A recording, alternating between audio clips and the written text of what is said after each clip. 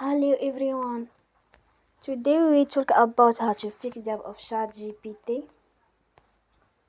We will go to settings. Then we click on apps. After that you will search the app ChatGPT and you will click. Then you will on for stop. After that you will go to storage. Then we click on the clear cache.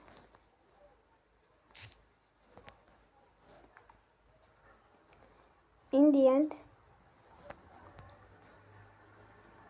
you will turn off your Wi-Fi and you will turn again.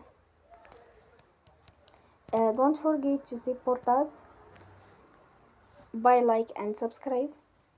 See you next time and thank you for attention.